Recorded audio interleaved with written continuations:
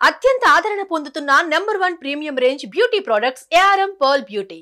చంద్రబాబు నాయుడు గారి నేతృత్వంలో అత్యంత ప్రతిష్టాత్మకంగా నిర్వహిస్తున్నటువంటి ఉచిత ఇసుక అనేటువంటి కార్యక్రమం ప్రజలందరికీ కూడా అందుబాటులోకి రావాలనేటువంటి ఎక్కడైనా చిన్న ఇబ్బంది ఉంటే వాటిని అధిగమించి అనుకున్న లక్ష్యం ప్రకారం పేద ప్రజలకి భవన నిర్మాణ కార్మికులకి ఇసుకను అందుబాటులోకి తీసుకురావాలనే ఆలోచనతో ప్రయత్నం జరుగుతూ ఉంది. దాన్ని సమర్థవంతంగా ముందుకు తీసుకెళ్ళడానికి అవసరమైనటువంటి కార్యాచరణ పథకాన్ని తయారు చేయడానికి పెద్దలు ఎక్సైజ్ అండ్ మైన్స్ మినిస్టర్ గారు అయినటువంటి కొల్లు రవీంద్ర గారు ఈ రోజు తూర్పుగోదావరి జిల్లాకి రావడం జరిగింది. ప్రధానంగా ఎక్కడా కూడా అవాంఛనీయమైనటువంటి విధానాలకు వెళ్ళకూడదని, రేటు పెరగకూడదని, ఏదైతే ఉచిత ఇసుక అనేటువంటి మాట చెప్పామో అది ట్రూ స్పిరిట్ లో ఉచితంగానే ఉండాలనేటువంటి ఆలోచనతోటి ముఖ్యమంత్రి గారు కానీ ఉప ముఖ్యమంత్రి గారు కానీ దీని మీద ప్రత్యేకమైన శ్రద్ధ పెట్టారు.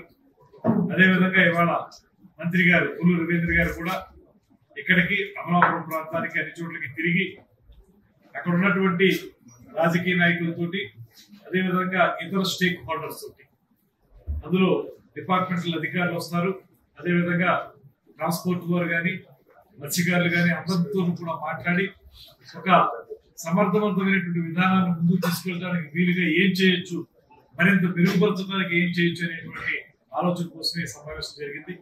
ఇక్కడ రకరకాల అంశాలు వచ్చాయి.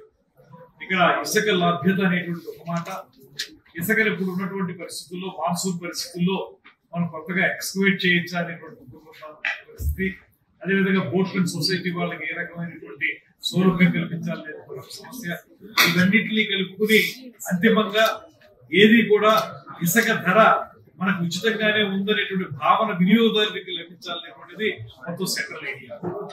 ఇది ఉచితం అన్నారు కానీ ఇంకా మాకు రేట్లు ఎక్కువ పడుతున్నాయి అనేటువంటి భావన రాకుండా ఉచితాన్ని నిజమైనటువంటి ఉచితమైనటువంటి ఇసుకగా మాత్రమే ఇవ్వటానికి, ఆ రకమైనటువంటి అనుభూతి వినియోగదారునికి కలగడానికి ఏ రకంగా మనం జాగ్రత్తలు తీసుకోవాలనేటువంటి దాని మీద సుదీర్ఘంగా ఇప్పుడు చర్చ జరిగింది.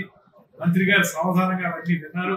వాటి మీద సంపూర్ణమైనటువంటి అవగాహన మంత్రి గారు ఒక కార్యాచరణ కార్యక్రమాన్ని ఏర్పాటు చేసుకోవడానికి రాబోయే రోజుల్లో ఎంత సమర్థవంతంగా దీన్ని ముందుకు తీసుకెళ్లాలనేటువంటి దాన్ని ముఖ్యమంత్రి గారితో మళ్ళీ మాట్లాడి దీన్ని ఎఫెక్టివ్ గా తీసుకెళ్ళడానికి ఇప్పటికే జిల్లాలో అధికార యంత్రాంగం కూడా సమర్థవంతంగా దీన్ని ముందుకు తీసుకెళ్తా ఉన్నారు.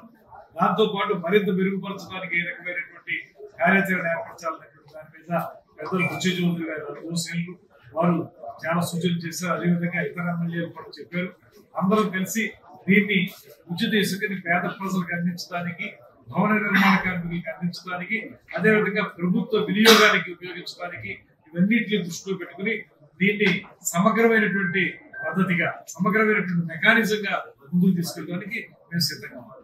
సుమన్ టీవీలో మీ పర్సనల్ అండ్ బిజినెస్ ప్రమోషన్స్ కోసం కింది నెంబర్కి కాంటాక్ట్ చేయండి.